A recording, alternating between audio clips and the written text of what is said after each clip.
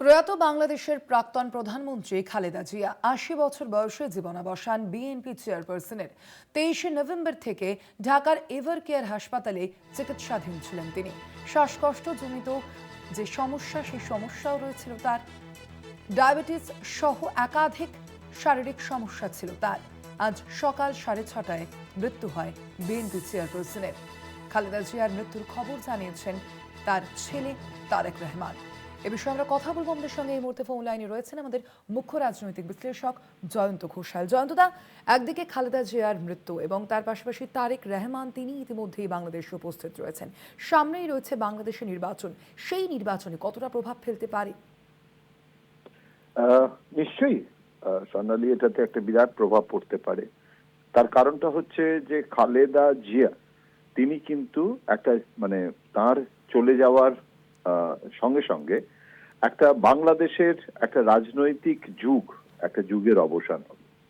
তার কারণটা হচ্ছে যে এটা মনে রাখতে হবে যে আওয়ামী লীগ যেরকম বাংলাদেশ গঠনের ৭১ সালের বাংলাদেশ সার্বভৌম রাষ্ট্র গঠনের আগেই আওয়ামী লীগ তৈরি হয়েছে এবং সেখানে মুজিবুর রহমান তার নেতৃত্বে যেভাবে ৭১ সালে আওয়ামী লীগ ক্ষমতাসীন হয়, তখন বিএনপির যে ভূমিকা সেটা কিন্তু মনে রাখতে হবে যে বিএনপির যখন জন্ম হয় সেটা জিয়াউর রহমান অর্থাৎ প্রয়াতা খালেদার স্বামী, তিনি কিন্তু মুক্তিযুদ্ধের সঙ্গেই ছিলেন। অর্থাৎ তিনি কিন্তু মুক্তিযুদ্ধ বিরোধী বা যাকে বলে যে নতুন যে সার্বভৌম রাষ্ট্র গঠন হয়েছে তার বিরুদ্ধে ইসলামিক রাষ্ট্র পাকিস্তানের সঙ্গে ছিলেন এমনটা কিন্তু নয়।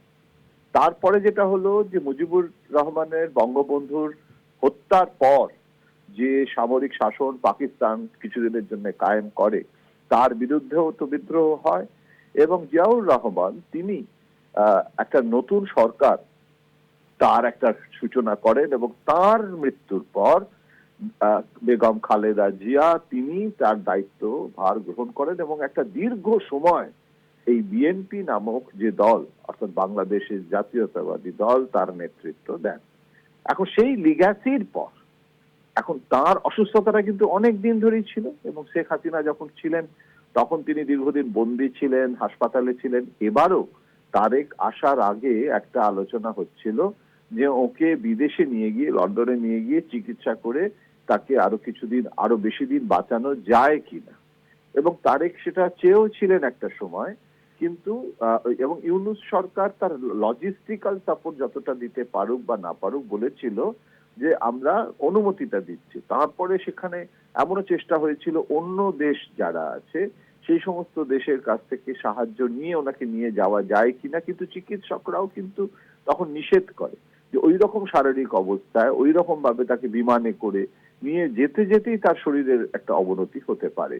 কিন্তু তারেক আসতে চাইছিলেন না প্রথম দিকটায়, তার কারণ গোয়েন্দা রিপোর্ট বলছিল যে তারেক এলে হামলা হতে পারে, আক্রমণ হতে পারে, এবং ইউনূস সরকার কিন্তু প্রথম দিকটাতে সেটা চাইছিলেন না। যে কারণে লন্ডনে ইউনূস সরকারের সঙ্গে তারেক দেখা করেছিলেন এবং নির্বাচনটা অবিলম্বে করার দাবি জানান এবং ইউনূস বলেছিলেন ফেব্রুয়ারি মাসে হবে। তারপরে তারেকের চলে আসা বাংলাদেশে, এটা ১৭ বছর পর, এবং তার নেতৃত্বে এখন যেভাবে নির্বাচনে সব থেকে বড় শক্তি হয়ে গেছে এবং ছাত্রদের যে দল নতুন এনসিপি যেটা তৈরি হয়, অনেকেই বলেন যে সেটা ইউনূসেরই মস্তিষ্ক প্রসূত একটি সংগঠন, এবং সেই সংগঠন এবং জামাত মিলে তারা এখন বিএনপির বিরুদ্ধে প্রধান শক্তি হয়ে বাংলাদেশে ভোটের লড়াইটা লড়ছে। এবং স্বর্ণালী, এই অবস্থায় বিএনপির কাছে কিন্তু একটা একটা আমাদের যেরকম একটা গান্ধী পরিবার সবসময় একটা পারিবারিক লিগ্যাসি যেরকম একটা রাজনীতিতে বড় সক্রিয় ভূমিকা নেয়, সেটা সেটা সেটা লালুর পরিবারও হতে পারে, সেটা মোলায়েমের পুত্র। এখানে হয়েছে কি, এই বেগমের যে মৃত্যু, তার ফলে সাধারণ মানুষ এখন কিন্তু বিএনপি একটা নির্ধারক শক্তি।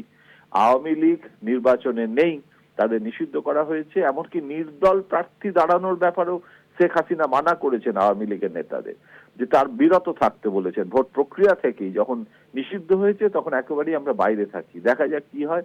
এইরকম একটা মানসিক এই রাজনৈতিক পরিস্থিতিতে মূল লড়াইটা হচ্ছে বিএনপি বনাম জামাত এবং এনসিপি।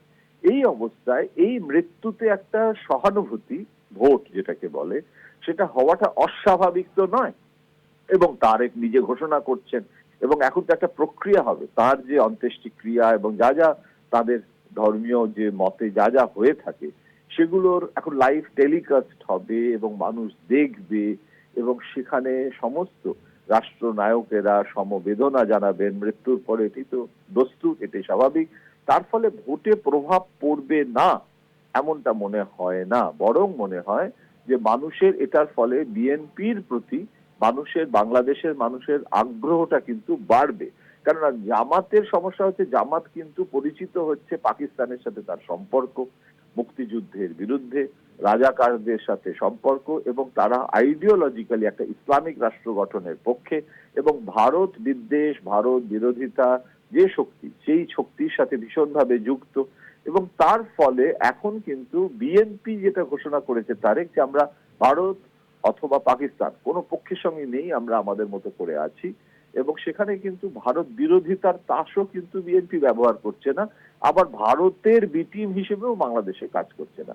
এই রকম একটা পরিস্থিতিতে এই মৃত্যু, কেননা এর আগেও তো খালেদা সরকারে ছিলেন, এখন সেই স্মৃতিটা বড় হওয়ার থেকে খালেদার মৃত্যুর যে ঐতিহাসিক যে স্মৃতি বা ইতিহাসের যে ক্ষণ, সেইটা অনুভূতি হিসেবে কাজ করার সম্ভাবনা অনেক বেড়ে গেল বলেই মনে হচ্ছে।